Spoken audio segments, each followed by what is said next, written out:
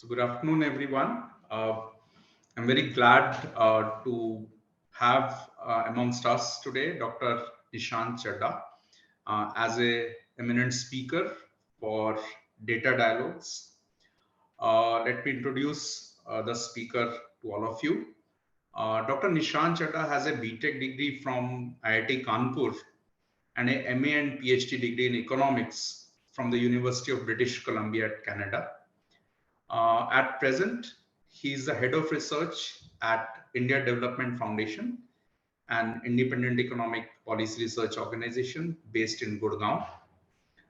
His current research interests are in technology policy, including competition and business regulation issues in digital markets, privacy and data protection, and the Indian startup ecosystem.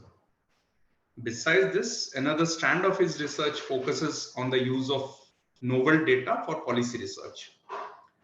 His academic writings have been published in reputed national and international journals, and his popular writings have appeared in reputed publications like the Business Standard and the Economic Times, etc. So, welcome, Dr. Nishant Chadda. Over to you. Thanks, Jyotirmoy. Thank you all for having me here. Okay, so I'm not going to introduce myself. I think Jyotirmoy has done more than enough of that, but I'll get straight to the point. And so what I'll do is, as Jyotirmoy already said, I'm an economist, and a lot of my time these days is spent on two things. One is thinking a lot about technology policy as it relates to business regulation. So that's one part. That is not the part that I will talk about today here. And the other part actually relates to using data, one as an empirical economist, and also then, and I've subsequently started thinking about how do we get this data? How do we get data out into into economic use, right? So how do we think about more of that? It's not a new topic. I'm sure it's not a new topic for any of us here. But what I will try and do is I haven't kept the talk too specific because I realize that not a lot of people here, at least not all people here, are economists. So the economists might find the talk a little bit too generic, and the others at some point might find the talk a little bit technical, although I've tried to make sure that there is nothing beyond logic in the talk. But for the next sort of 40-45 minutes, what I'll try and do is try and put a structure on how one can think about a data economy from an economic perspective, right? So, because obviously a lot of it is going on, there are a lot of nuances and a lot of differences and variations, but we need at least one sort of framework to start thinking about it. It's not my framework. I've sort of put together, this is derived from research that I've done on multiple sort of things over the last 2.5 years. So it's sort of derived from that, and it's still kind of work in progress, I think. So stop me whenever there is a question. You don't have to wait till the end to ask a question. So do stop me. And so what I'm going to talk about is data as an economic resource, right? And the idea is that I'm going to start from looking at what data is as an economic resource and what all those characteristics imply for pricing and incentives. Because if you build something that's essentially what in economics, in an economy, it's economic transactions that take place, and economic transactions pricing is a thing that sort of concludes the transaction. So that's how we think about the economy and setting up a data economy, right? So I hope some of these things have become clearer, even though a lot of it might not be new. As we go along. So what I'll do is I'll start with some completely unrelated sort of thing, which is I'll present a little bit of an example from my current sort of work, or something that I've sort of just recently finished. And that is actually trying to use daily mobility data to understand migration in the country, in India, right? So migration related mobility. And I'll sort of specify what that means in a bit. The purpose of my presenting that is that I'm going to then carry this example throughout the presentation to make some points about what data is and how economists look at data and what does that imply, as I said, for the rules of the game, so to say, whether they are set by markets or whether they are set by policy. In general, we'll talk about characteristics of data as an economic good, and how that relates to, as I said, pricing. I'll talk a little bit more. Then I'll talk a little bit about what are the different kinds of returns from data, right? And therefore, what role will markets play in it, and can markets play in it, and what role will policy have to play, and where, right? So that will be the next step. And then I'll talk about two interrelated things, which are the incentives of various parties involved and the role of the public. And these will be sort of interwoven through various discussions that I have. And I'll end with a little bit of some thoughts that I have on data exchanges. Okay. So let me start by, as I said, let me start with an example which is completely unrelated to today's topic in a sense. The purpose of which is completely unrelated. The methodology isn't. So it's being highlighted for the methodology.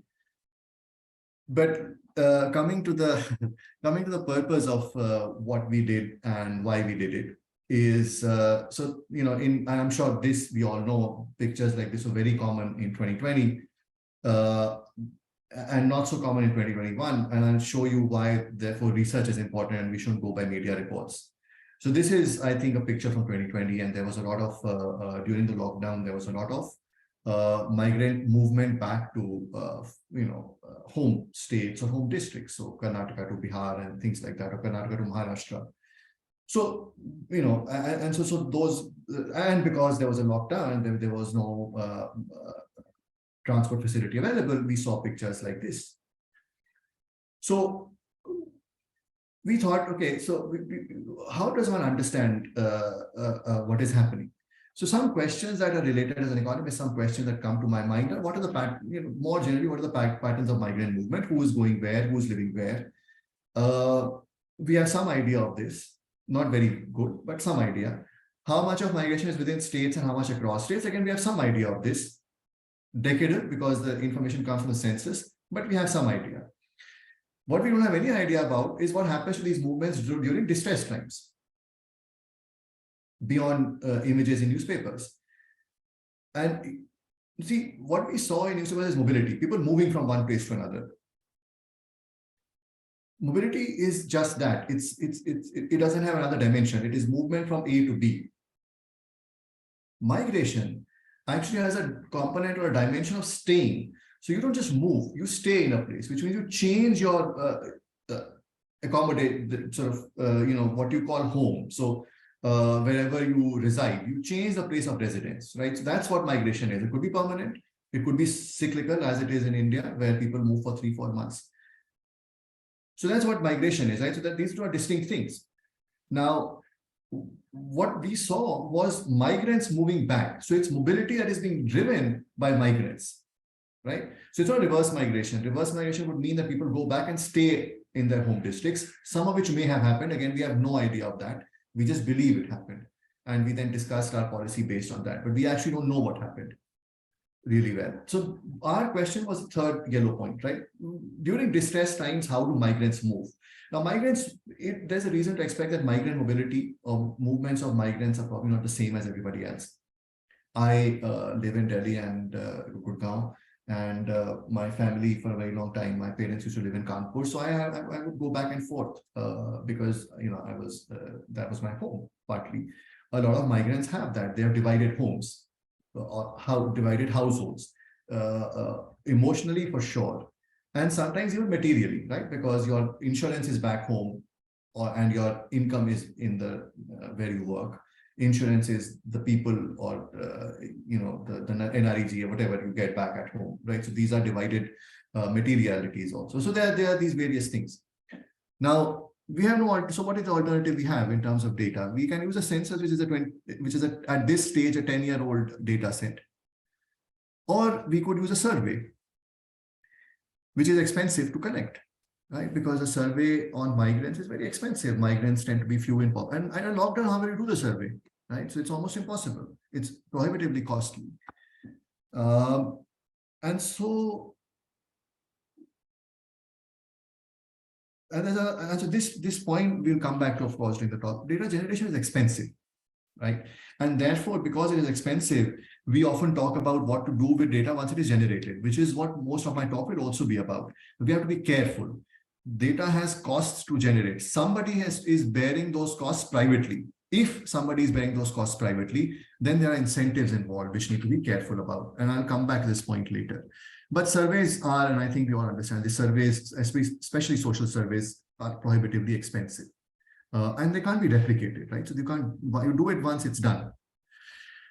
So what we did was we used this data source or data set from Facebook on population movement. So very quickly, what it gives is, starting in March 2020, and I think it stopped somewhere in September 21, they stopped giving out this data because it's triggered by a crisis. Every day, Facebook would put out daily population movement maps, right? So this was done at tiles at a very disaggregated level. We used movement between districts because that's what we were interested in. So think of this as data on daily movement of people between districts from 24th March 2020 to 10th September 2021. It's given out 3 times a day. We aggregated it, so I'm calling it daily mobility data. And the way it is generated is essentially the modal change in location of a person. And it is then aggregated. This is aggregate data. It's and I'll talk a little bit more about the characteristics down the line, but this is aggregate data, right? So it's a number of people who move from A to B, where A and B for us are districts. And as I said, it's a modal change in location. So if you spend most of your time in tile A, in the last 8-hour period, and if I spent most of my time in tile B in this 8-hour period, then compared to the last 8-hour period, I would have moved from A to B in the Facebook data, right? So this is the kind of data that we've got. And we also had a baseline that pertained to 5 weeks before the pandemic. And so you have this median available. So essentially what we have is for every day starting from 24th March, Monday, Tuesday, Wednesday, Thursday, Friday, Saturday, Sunday, and Monday, Tuesday, Wednesday, so the week is repeated, we have this movement data for the pandemic. And we have a baseline to compare it to, which is the median movement on Monday at 8 a.m. or median movement on a Monday from 14, so say 6, so 4 p.m. to 12 p.m., so things like that, right? So we can compare it to, and so this is what we used. I'm very quickly going to walk you through the results because just give me 5 minutes. It's interesting, I think.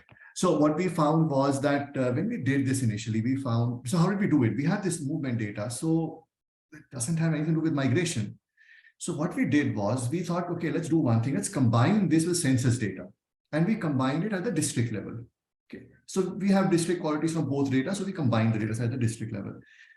And we found, it's a very good, for us, was a very heartening result. We found that actually 10 years down the line, even 10 years down the line, mobility between districts in India is higher among connected districts, which means districts connected through people, through migrants. So if I take 2 districts within a state, A and B, so let's take 3 districts, sorry, A, B, and AC. A and B are more connected through migrants, meaning there are more people from B living in A and more people from A living in B compared to A and C. Then mobility between A and B is higher on an average, right, across the country.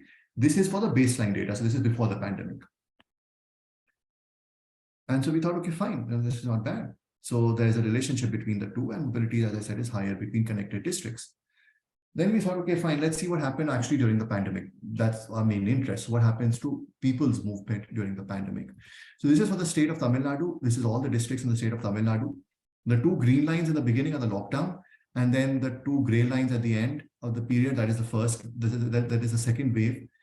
And this is what happens to mobility. Okay, so we have a fitted curve. This is the lowest fitted curve, and you see that mobility is actually lower during the lockdown as well as during the second wave. And this is in Tamil Nadu, where the virus peaked in sometime in May. And you'll see that mobility without the lockdown of migrants, without a lockdown, there is no force this time, is absolutely the same. Mobility generally is the same as it is with a lockdown. Right. So first, that's what I meant when I said that when we see pictures, we think things are happening. When we don't see pictures, we tend to think that nothing is happening. That's certainly not true. We didn't see pictures the second time around because buses were running. So people had transportation to go back home. And for migrants, and I'll discuss that a little bit more. So the mobility falls, right? And so then we ask, okay, does it fall more for migrants and not for us? So the first curve you see is what I just showed you, that on an average, people move less during the pandemic or during a lockdown, which makes sense, right? It's bad times. Migrant movements are the exact opposite. So what you have in the second one is the response of, think of it this way, this is the elasticity of migrant movements, right? So the idea is that of all the mobility, full mobility, what is the component that is being driven by migrants? That actually increases. So in a way, only migrants are moving, and so there's movement only along those vectors which are connected by migration. So when nobody else is moving, migrants are moving because they're presumably going back. And then we checked if that was the case. So we separated inflows from outflows, meaning that if you are from Hubli, living in Bangalore and working in Bangalore, so Bangalore, when you move back from Bangalore to Hubli, that's inflow because our reference point is the home district. And therefore, you'll see that we did find that. We found that most of these movements that I just showed you that are contrary to the average movement of people are actually driven by inflow of migrants, outflow of migrants, which is that people actually going to work obviously falls during that period and picks up during good times. But beside that, that's the point that for that paper. But the point for me here of presenting this here was to showcase how we got the data and what it means for a data economy. What can we learn about the data economy, the process here? Okay. So let's begin with a very simple data generation process. Okay, so Facebook provides a social networking service to consumers, and to provide this service and also monetize this service using targeted advertising, it collects data on multiple data points from the consumer. Location is one of them. And location is a critical input for advertisers because when you target advertising, location is a good marker for a lot of products and services in terms of what to target or who to target. All right, so that's the basic model. The blue lines in this figure, and this figure I'll use it later as well, basically depict data flows, right? So I'm sure Facebook also collects information on advertisers, which it probably uses to price the service for them. And advertisers paid for its service. So Facebook is like a true sort of it is one of the earliest two-sided platform. So it doesn't charge anything for the consumers for the service it provides. It charges advertisers and that is how it monetizes its service. But we obviously didn't use any of this data. This is business data, right? And as I said, Facebook uses location information for its business purposes also. What did we get access to was aggregated data. So Facebook aggregates the data of these consumers, adds some noise using differential privacy algorithms, and then provides us this data and provides this data to other researchers also. And so we use that data, right? And this is how we got the data. So it's repurposed.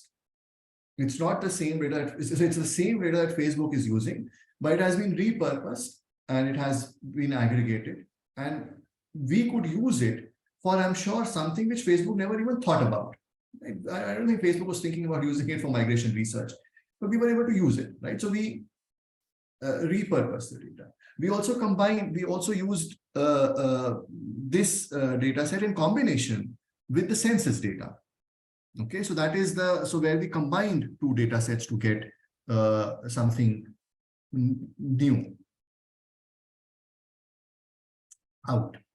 Okay, so this, sorry.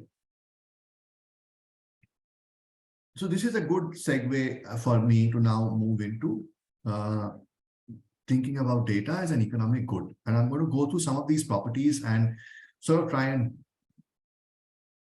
understand at a very basic level, what would they mean for pricing of data or data sets? Okay. So one thing I don't like is that, people compare data to oil. Data is, I think data is not like any other, it's not like oil, and it isn't like any other natural resources.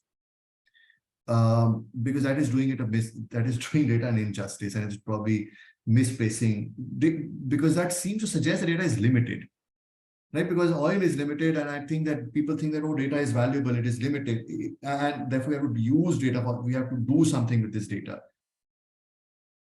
And I think that's really the wrong line to go down, right? So data isn't limited. There are no limits to how much data one can generate. Maybe it's inefficient, but there are no limits to how much data one can generate. You can just recapture this data that has been captured by somebody else. There's no one stopping you from doing it.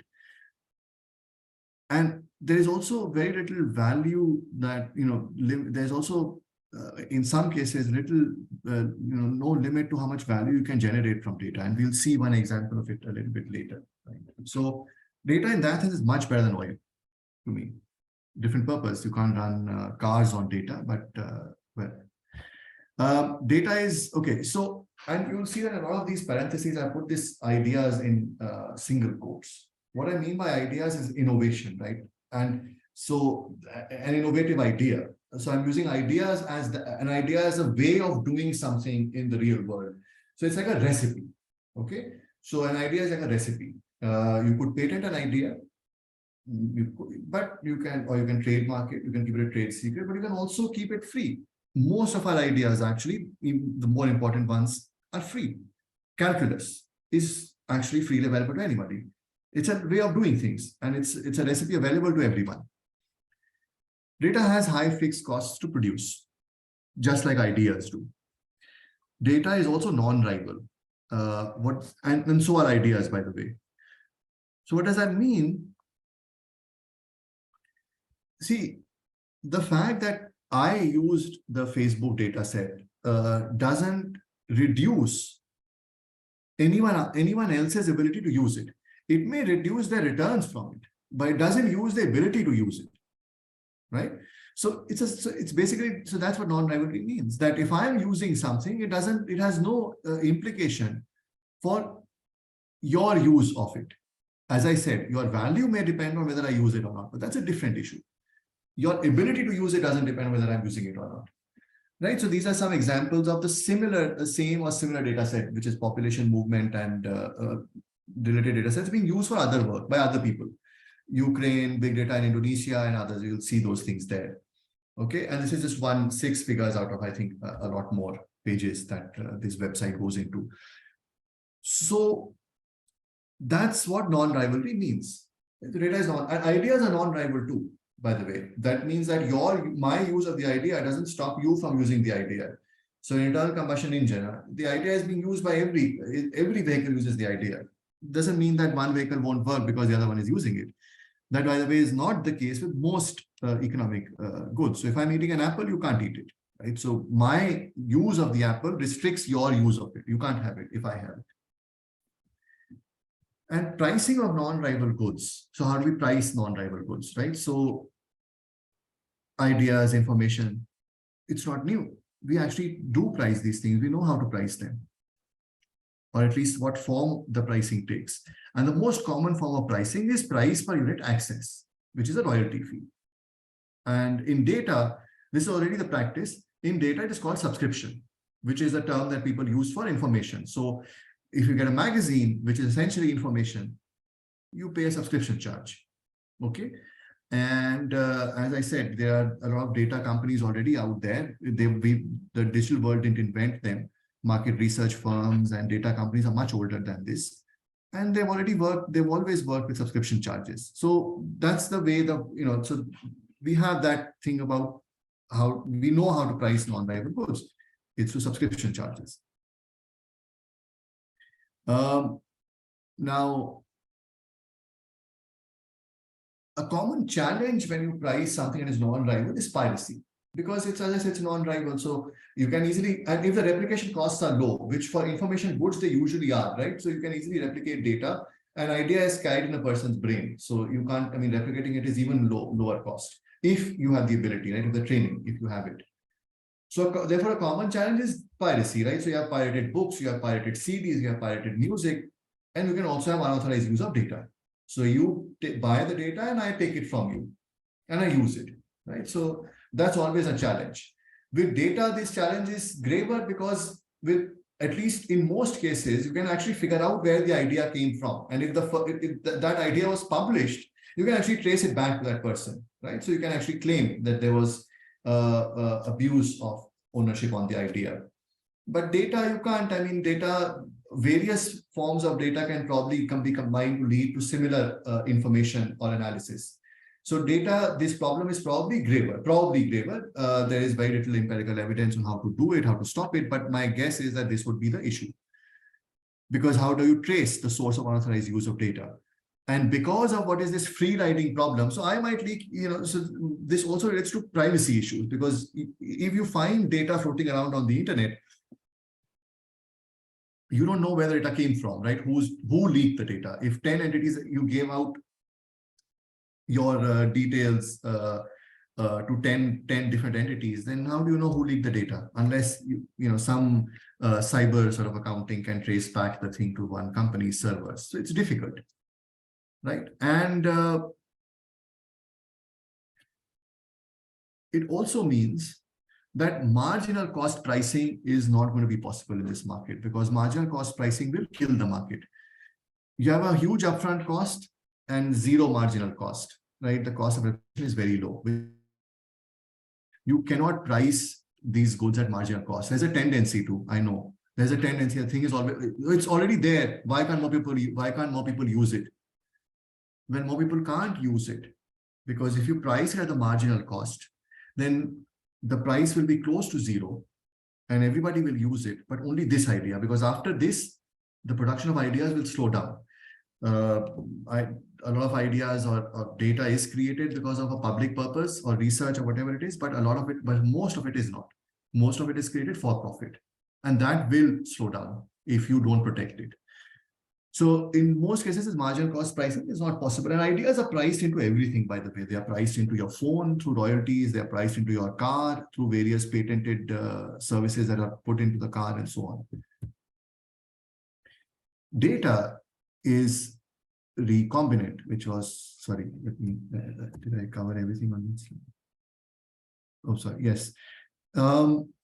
So data is recombinant, and I'll talk about that, what that means. And so are ideas, by the way. Also, data can have persistent value generation. Okay, so what that means is,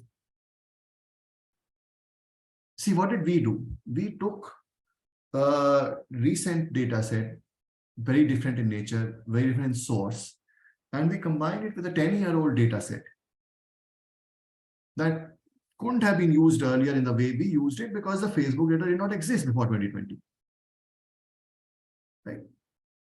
So we combine this. So so this is what recombinance is. That if I have a data set A, the value VA from the data set, and B, and the value of B is VB, right? V of the function of B.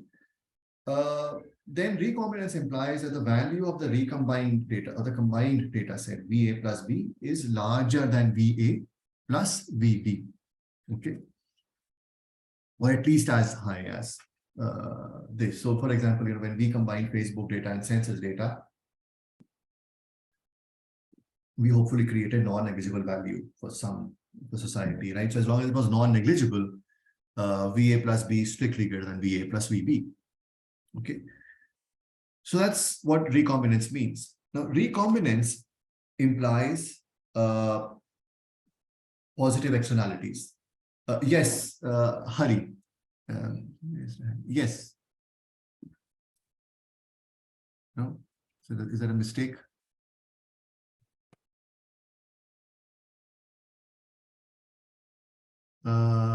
Yeah, sure. Can I don't know if I can unmute you. Okay, somebody has a question. I think Hari has a question. So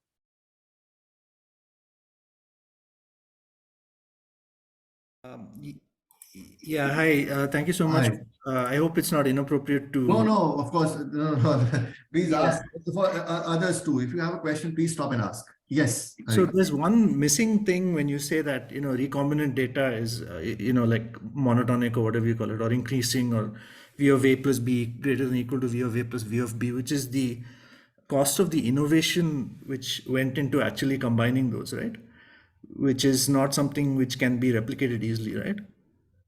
I mean, as a researcher, wasn't it an innovation to combine the new data with the Oh, no. So there are no, if I understand you correctly, that I'll talk a little bit about. So right now, there are no costs to creating these. I'm just saying that if the data set exists, the value of A plus B is higher than the value of A or B individually. Okay, but I just felt there was another term which is plus, the value of those researchers' time. If you were making a decision on whether to produce the data set or not, yes. But right now, this is not the decision. All I'm saying is that the returns from using the data, whoever is using this, are higher for the combined data set, typically, than they are for the two data sets separately. Got it. It's a bound. Yeah, I get it. It's a bound. Yeah. Absolutely. So, what you said is important, and I'll come to that. Thanks. Yeah. Okay. So, sorry, am I seeing? Yeah. Thank you. You're welcome. All right. So what that means is that there are positive externalities to data generation. And for the non-economists, just to reiterate, positive externalities mean that the benefits or the costs of the decision don't accrue to the decision maker. So in this case, it means that when I decide to create a certain data set, and Hari just pointed out something very important, there's going to be a cost to me.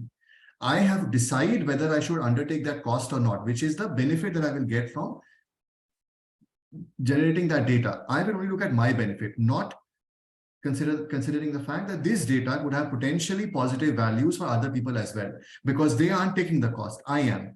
So that is how economic decision making works. At least that's what economists believe. Okay, so that is what they mean by positive externalities. So what I'm saying is, we're going to consider two scenarios, right? So there is a data set A, and there are two possible scenarios that the data set A can be combined in scenario one with only one data set B. So think of these as geographic. So there is some data A, and it pertains to the health of the individuals or something. It can be combined with another data set that relates to, I don't know, e-commerce things the things that they buy, right? And things, the gym that they go to, or things like that, or the road they take to work. Where do they walk to work? Mode of transport. So there are these various data sets. So in one scenario, only one of the other data set exists. That's scenario one. That's data set B. In scenario two, data sets exist on mode of transport, data set exists on e-commerce transactions, data sets exist on whatever, as I said, other health measures, something. That's data C. That's scenario two. Scenario two is basically data rich. Scenario one isn't. Then I think it's fair to say that, or fair to assume that the value of the data set A in scenario two is at least as high as the value of the data set in scenario one, because in scenario two, you can always combine the data set with A with B, which is the only thing you can do in scenario one. In scenario two, you can combine A and B and C. You can probably combine A and B and D, or A, B, C and D, whatever, right? So you can actually do more stuff. So presumably the value there is not lower than scenario one. And individual data set creators may not take this into account, which will result in less than optimal generation of data. So this is a situation where markets fail, right? So if you have externalities, positive or negative, markets don't work. So government intervention, public intervention can, and it's a very big can or may improve the outcomes, but that's, has to be planned. The government intervention has to be designed in a specific way, but it may improve outcomes. So what does the fact that data is recombinant mean for pricing? So one is that, like ideas, you should allow to price discrimination, meaning you should allow the owner of data set A to price A differently for the two markets, scenario 1 and scenario 2. Because if you allow price discrimination, then maybe they will sell it, they will provide access to the same data for cheaper in a geography which is not as productive, right?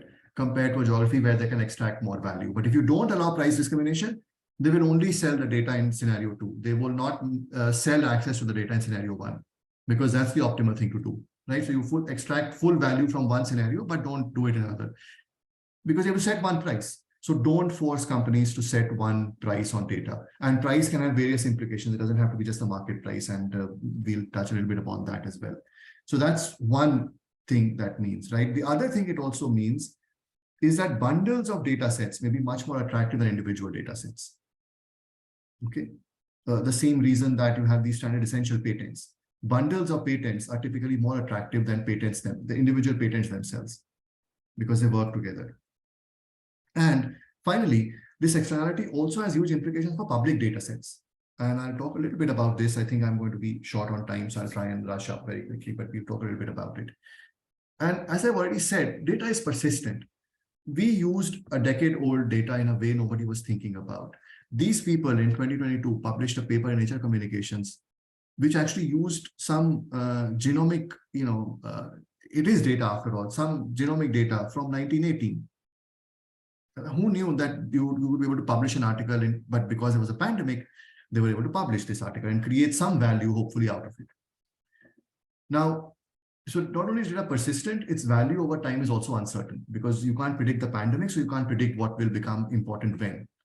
So the firm's expectations about future value of data play a very prominent role, will play a very prominent role in how it prices it. Because if I expect the value of data to go up, I'm not going to provide access to others at the moment. I might want to preserve that value for me and exploit it later. Right? So this is a complex issue, and I think it's going to vary by type of data. Some data doesn't have much value. So social media data apparently has very little value beyond 3-4 years, but some data, as we can see, does. And so how do firms form expectations about future value of data is, I don't know. I don't think this is one area where there's practically no work on. Okay. And finally, data is excludable. What that means is that you can stop people from accessing your data if you want them to. Okay, so it is excludable. It's technologically excludable. Ideas are not excludable technologically, because if it's in somebody's head, it's there. It's written on a piece of paper, whatever. They can take it with them, right? So ideas are not excludable by definition, by nature, but data is, because it has a physical form. Data is a physical presence. Okay. Now, to price something, it has to be excludable, because you can't price something that I cannot deny somebody a service to, right? So the pricing means it will be a positive price. Everybody who is unable to pay that price or is unwilling to pay that price will not be provided access to that service or good. But you have to be able to prevent that access from happening if you want to price it positively. Non-excludable goods cannot be priced. And in economics, there's a name for non-excludable, non-rival goods. They are called public goods. A classic example of a public good is national defense. You can't exclude people from the safety that you provide on the borders. I mean, you can't say that, no, if you want to attack him, you can go, but him you can't attack, right? That's not how it works. So national defense is by definition non-excludable. So no private party can provide it. There are no incentives to provide national defense privately. So the government will provide it. Society will provide it.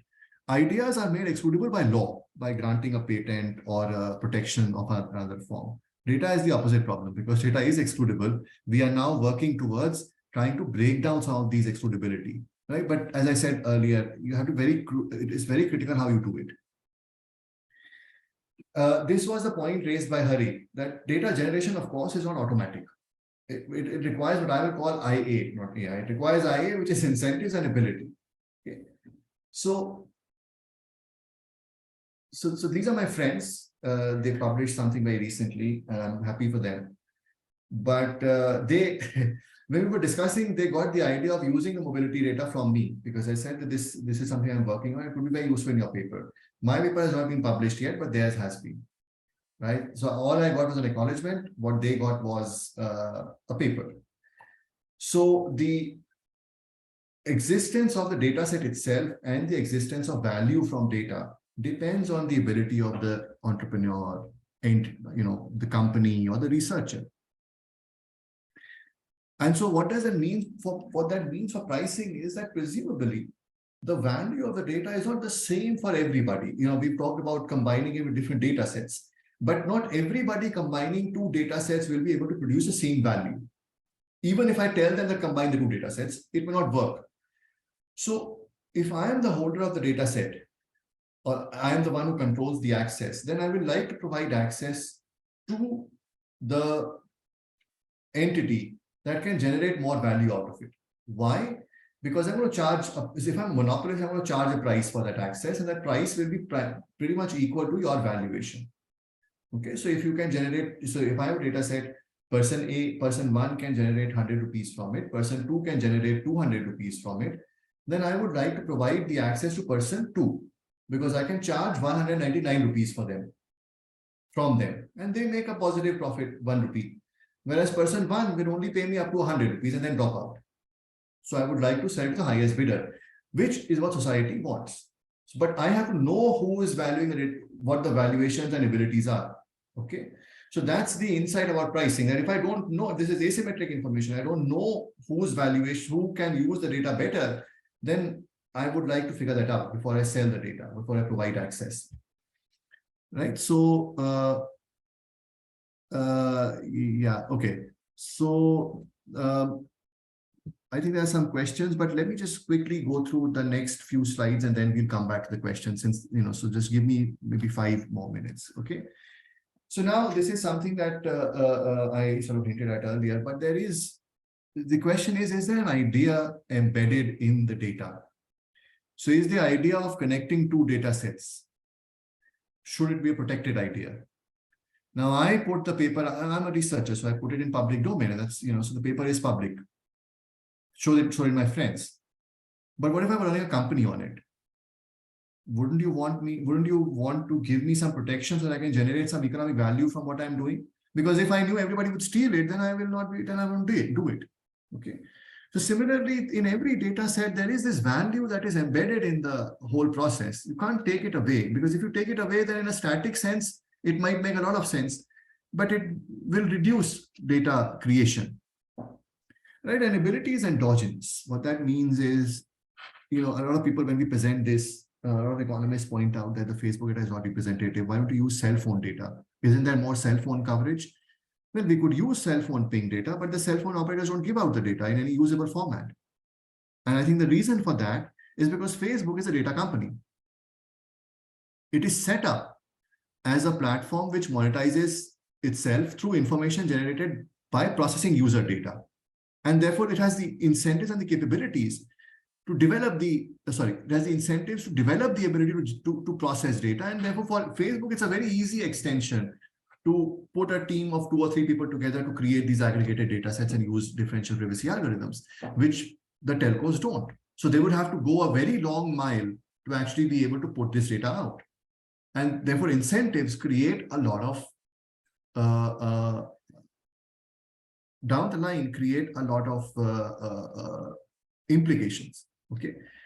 And so that also means, when I was referring to the underinvestment, that's what I meant, right? That there will be underinvestment in the creation of data, because if the incentives don't exist. So very quickly, I want to talk about what kinds of values are generated, right? So you generate user value by providing them a service based on data, recommendations, referrals. You can talk to friends. Advertisers get some value by being able to connect to the user that will buy their product with a higher probability. Facebook keeps some of the value generated for advertisers as a price. Facebook can also allow third parties access to its data so that they can create economic value. Cambridge Analytica in this case, and researchers can create value for society. And I'll come to what society is. And society might decide that some of these value generation is not in our interest, because overall it is detrimental. That's fine. So third-party sharing of data can be limited by law. So there are private values from data, that is values that are generated that can be captured privately. by customers, advertisers, Facebook, which will keep part of the value that advertisers generate, third parties who can generate value, again, part of which Facebook will appropriate because it's its data. So these are all private values, right? So Facebook is basically generating value through two areas, privately itself and privately by appropriating value generated by third parties from its data. Right? And that's what we mean when we say big data available. Because if I am A, I give you, I own data set A, you own data set B, and I give you access to that data, then we will generate some value together. And we will divide the value in some part, in some portion, right? That's what a price does. But there's also public value generated by data, right? Which is value that is generated from data that cannot be captured privately. And this is socially valuable research or services that are based on data that users are unable to pay for, etc. Right. So as long as this is another reason, and so these have seen a couple of reasons for externalities and underinvestment. This is another one. That as long as there's a positive social value to data, which there is, because I think anything can be used to provide some research output, data will be underinvested in. Okay. And so I'm going to quickly present a couple of thoughts on data exchanges, and then we'll stop. Now, data exchanges enter this value chain when you are thinking about combining existing data sets, right? That's the role data exchanges play. You can discover data sets that people already have for your purpose. These could be aggregated data sets, or these could actually be the way to target customers or individuals, right? So that is what data exchange will be. So it's essentially the discovery of the right data set at the right price. And this is a very classic search and matching problem, which platforms actually solve. Because you can have bilateral data exchanges. So, I have a data set, I go around looking for what data is available, which is what I do as a researcher, because nobody else will help me. But they're costly. And they definitely cannot extract the full value of the data being generated, right? Because maybe the data can be used by 10 other people, but I won't know that those 10 exist because the discovery cost is too high. And so what you really need ideally is multiple data holders who need to be matched with multiple data users, right? And the identity, the role might change. So for example, just to think about what should so how should you consider, how big should data exchange be? Because it looks like, bring everybody on board. We already have a data exchange like that. It's called the real world. It doesn't work. So the exchange can't be everyone on it, right? So it can't be too big because the search becomes very expensive. Right? The exchange can be too small, which means that while search is cheap, bilateral exchanges, matching is not optimal. I find you, but you can't use my data very well. So what do we do? So, and I think so that if you plot the value generated per participant in the exchange against the number of data sets that are there on the exchange, the number of data operators that are there, I think it'll be some sort of a concave curve which peaks at a certain point. And so I think, to me, that suggests that what you need is sort of data sets that are closer to each other. So you look for sort of like the as they say, the minimum viable set, right? So, and a sector like agriculture or health, that seems like a good idea where, everybody and anything can be used for health, right? Including walking, data that is generated, for example, elsewhere would be used for health. But the probability of that is very low. And so let me just quickly stop with this slide, and then we can take these questions and others. So there are some lessons or questions that we can learn about what will happen to data exchanges from multi-sided platforms. The first one is that who will make the upfront investment, because platforms are expensive to start.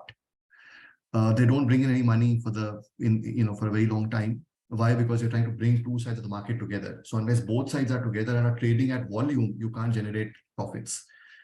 So you require investment in technology, in business rules, all of that stuff, right? So it requires upfront investments. Who will make it? And if it's a private entity, when they make the investment, will there be returns on it? So that's another question, right? So if they invest, how will they price their service? Okay. Platforms have a chicken and egg problem. So how do you solve for that? The chicken and egg problem is that which side do you bring on first? If sellers want buyers to be there, buyers want sellers to be there, otherwise they won't come and pay a fee. And if nobody pays a fee, how do you monetize? So you have to solve that problem. what sort of control you will have over the platform or the exchange have over pricing and bilateral contracts, right? So meaning that will the platform set the price of the exchange? Will it charge a percentage of that? Will it, that's how the pricing will be done. Will the platform ensure quality, or will it be a pure marketplace that, look, I've got you two guys together, you both pay me a fee, you can do whatever you want between each other. That's a pure platform. And so there are not many answers to this, at least that I know of. I think there's some, obviously, I'm sure some work is going on this, but I'm not sure what the answers to these questions are. Actually, a good model, sort of at first glance, could be like a stock exchange model, right? Where you have the pricing is decentralized. So I bid. So you bid for the data set. So, so then you overcome this problem of asymmetric information. I have the data set. I'll select the highest bidder. So then I don't have to worry about what your valuation is and whatever to do with the data. And the basic quality parameters of the trade are set by the exchange, right? So something like that would probably, in a free privately owned exchange, could be something like that. And then is there a public role in exchange in certain sectors? Probably, let's say agriculture, health, education, yes. Because number one, government or semi-government entities could be large data holders, and so they could be break the chicken and egg problem. If you bring them on first, others could come on board. And it is possible that the operation of the exchange may be desirable but not profitable for private parties. And that is the case when people have the desire to pay or the willingness to pay, but not the ability. So a farmer might want to buy your product but can't afford it because the credit market doesn't work. He can't borrow like a normal business. So these things will happen, and again, the public investment initially might be a way to overcome that problem. Okay, so I'm going to stop here. I had a couple more, but I've overstretched my time, so I'm going to stop, and we can take some questions. I think there were some, so if somebody wants to ask those out loud, might be better. Oh, should I read them out?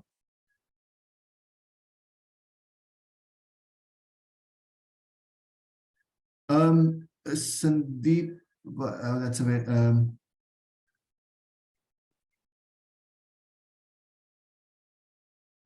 how would one price a data set in a way to factor in the fact that value of a data set could increase abnormally over time? How would one ensure that such data sets have a sunset clause, data sets that turn into garbage after a point of time and can't be reused unless repaid at a higher cost? Or maybe such extinguishing data sets only to make higher profits later is something that is not possible. See, one thing, and this is in response to, I think, Sandeep's question. I don't know if I understood the question correctly, but this is a tough problem which I don't have the answer to right now. What people do in ideas when they price ideas or when they price innovation is that the protection that the law provides has a sunset clause, right? So it extinguishes after a while. The understanding is exactly what you have written there. And I think that's where the idea comes from, is that after a while, the idea will become a basic idea and a basic input into production, and therefore should be available publicly, as well as the private returns from it are probably going to be low after a while. So you are granted a monopoly for a while. Could we do something like that about data? Probably. But the biggest problem with that is, number one, unlike ideas, I don't know whether data has that property or not, that it has a sunset clause. If it is garbage, then I think the company itself might not want to maintain it. But more importantly, how did you implement it? Because remember, data is excludable to begin with, which means what you're saying is that you don't have to share your data for 20 years, but you could share it after that. You should share it after that. I think that's one possible way. But how would you enforce it is the question. Will the data be completely useless? Probably not. Maybe some students somewhere can train their models using that data. So it still has some value. I don't know if I understood the question correctly. If not, then please let me know, and I can think a little bit more about it. So I'll just frame it shortly. When I found the idea very interesting, that the same data could have an extremely high value at a later point of time. So from a policy option, one could work between two extremes. One extreme is what they do with the copyrights for books, which is there is a time period Yes. after which the Absolutely. copyright expires and the idea or the data set becomes freely available. That's to right. something like rented movies on Apple or Netflix, which is that you can watch the movie up to a point of time and then it becomes garbage and you have to rebuy it if you want to use it after 30 days or after 1 year. So from a policy perspective, there are these two extremes. A data set that mandatorily becomes public after a point of time. That's right. To another one, which is a data set that turns into garbage after a very short period of time. So if you want to reuse that data or you want to even access that data, you have to pay again or maybe pay even a higher value, which might have changed after right. 1 year. You want to use the same data set after 1 year, pay a higher price for it because by now we know the true value of that data. So I just found it very interesting. I don't know where it goes, but the two policy extremes are really just hearing you, I think there are two possible solutions to this, and I'm sorry, but as an economist, I have a preference for one, which is that, see, this is really a question of market development. Suppose I have two exchanges, right? And by the way, stock exchanges are like that. I don't know if you've seen Wolf of the Wall Street. So you have an exchange for listed entities and you have one for garbage. Okay. So you could do that. You can have markets that are sort of not as, you have developed markets, one which price, data exchanges which price new forms of data are maybe more valuable, but maybe allow a garbage data market to operate, where students can buy their own data sets or whatever, right? So something like that. And so this allows the firm to sequentially discover prices. If it realizes that, look, I put this data on the first exchange, it got no responses. Let me put it on the second exchange. And then I realize that nobody's even interested in that on the second exchange. So I discovered that at least in the foreseeable future, everybody believes that there is no value to this data set. So then you can do whatever you want with it. On the other hand, now, can we do this for all data sets? Probably not, right? So, and I think that the other extreme for a new market is, however, a little bit dangerous, because if you say that all types of data without making any differentiation have to be made available 5 or 7 or 8 years down the line, that might not work, because some data sets have inbuilt longevity. For example, genetic data, but they're also very hard and expensive to collect. So I think that the real solution, the actual solution will have to lie somewhere in between the two extremes that you pointed out. But I agree, it's a very interesting question, and one that has not received too much value right now. But I do believe that data companies believe in the long-term value of data, because they do hoard data, right? So they are thinking of developing this in some way. And sometimes they do, right? So you wait for 10 years and the data set becomes big enough to train models and do something, or 5 years or whatever it is. So I think that is a balance that we need to achieve in a way. Hari? Yeah, thanks, sir. It's me again. Sorry. No, please go ahead. You don't have to apologize. Questions make complete sense, but you mentioned that there's an underproduction of data as a market failure because of its positive externality, because it's non-rivalrous, I guess, or because it's combinant at least. Well, it is recombinant, yes. Yeah. Non-rivalry is a precursor to that, but it is recombinant that gives the. Yeah, and I can imagine a negative externality de-anonymization or something like that.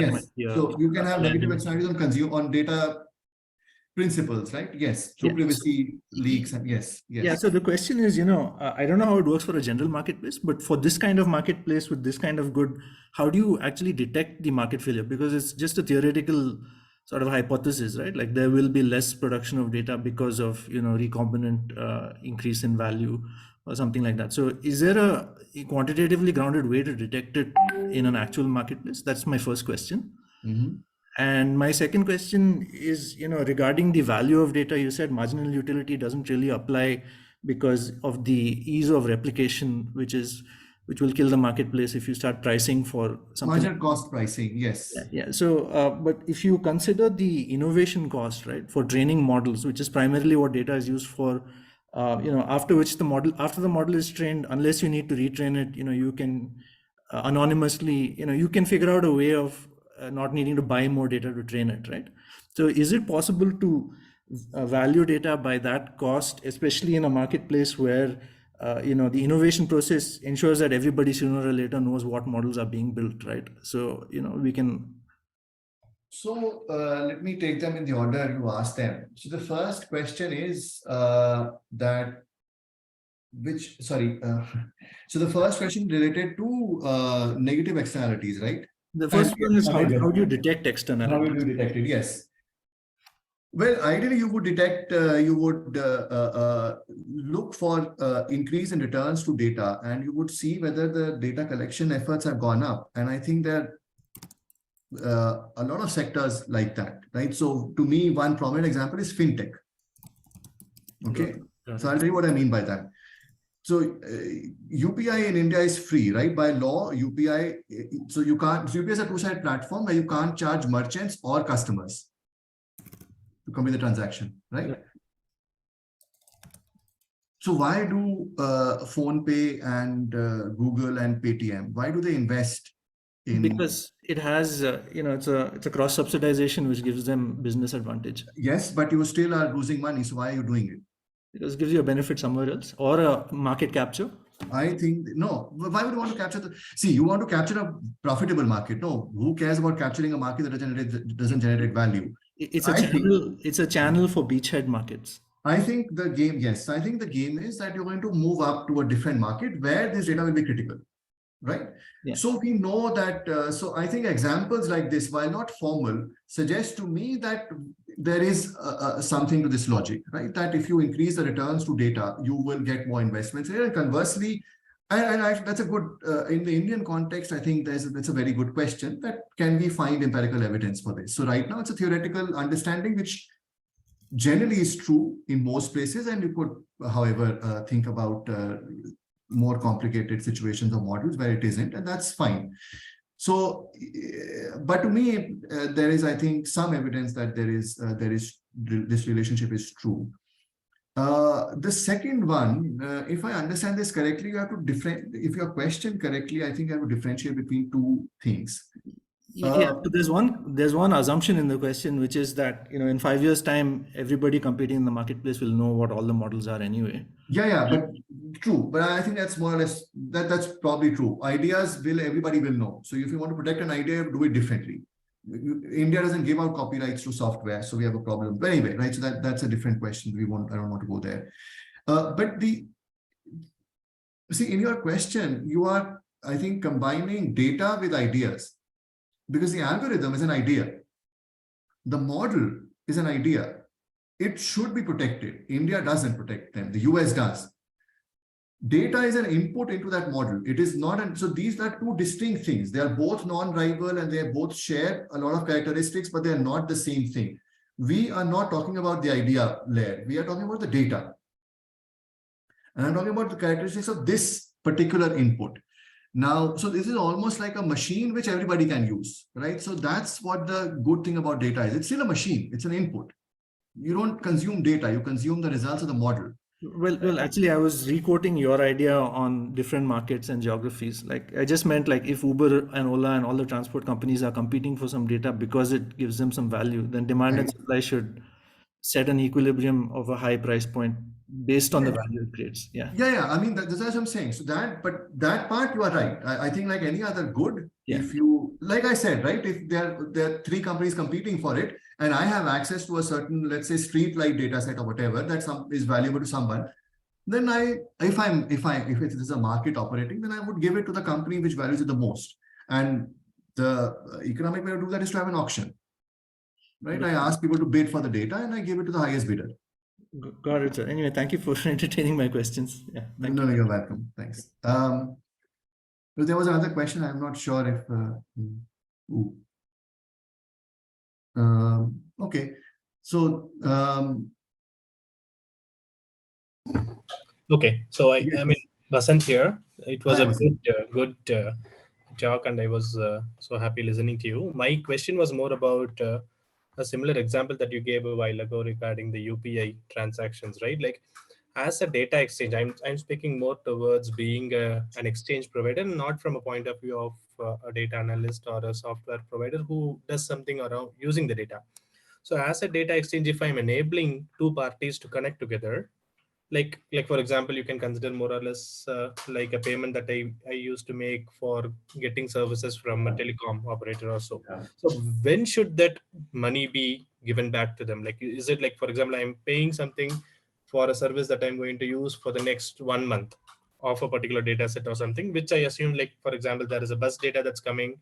I'm intending to use it for the next 1 month. But as a data exchange provider, should I lock in that money for a while and give it or disperse it only after a month's period, after adhering to certain, conditions that says, okay, you should have Yeah. transferred this much data, etc., etc. Like, what is your take on that? So if again, let me rephrase the question. So I am a data exchange, right? So and I am connecting the data holder to somebody who's going to use the data on a monthly subscription charge, suppose. Right? So A has data that B is using, and supposing you put a monthly subscription that for every month that B uses the data, it will pay A X amount of rupees. Is that correct? Yes. So now the question so there are two questions here. So one is that on that X amount, how much will you transfer to A?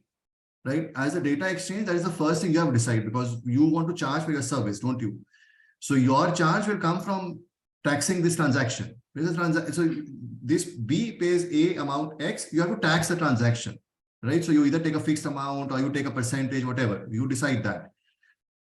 And I think the question you were saying is that, should you pass the money on to A immediately, or should you wait for it? Is that what you were saying?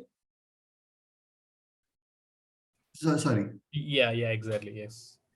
Yeah, see, I'm not okay, so I don't know. Just on your experience basis or the research that you have done. I don't know, but I have, so what I would suggest is that, what I would think is that, see, if you're a new exchange, and all exchanges in India right now will be new by definition, so what I would think is the following: your chicken and egg problem. The problem is the data holder side. There will be enough data buyers. So that getting that side on board will not be a problem. The problem will be getting data holders on board, right? People who actually have data to give out. So in that case, I think maintaining quality, or trying to maintain quality by saying that you will delay the payments to the data holder, it doesn't sound like a very good idea, because it basically disincentivizes them from coming on board. You see what I'm saying?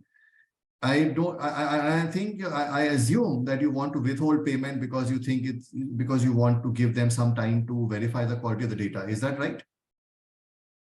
Yes. I think that there is enough examples of it's not easy, but I think there's enough there's enough examples of how you maintain quality on a platform. But I think delayed payments are not a very good idea.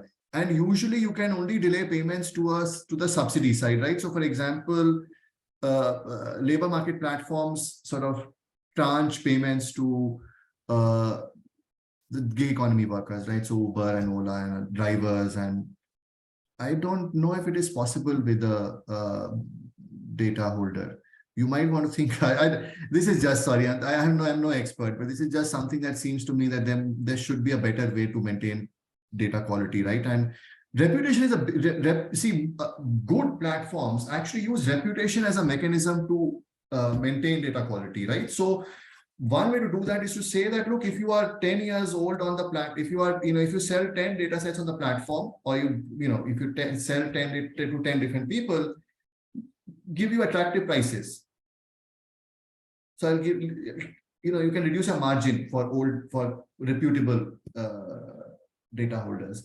That's a strategy that a lot of people use to maintain quality and of the transactions that they pass through the platform. Again, I have no idea of running businesses. I don't want to run one. I have absolutely zero knowledge of this, but I'm just, this is out loud thinking, right? Nothing else. Okay. So Jyotirmoy, is there any other, stopping or?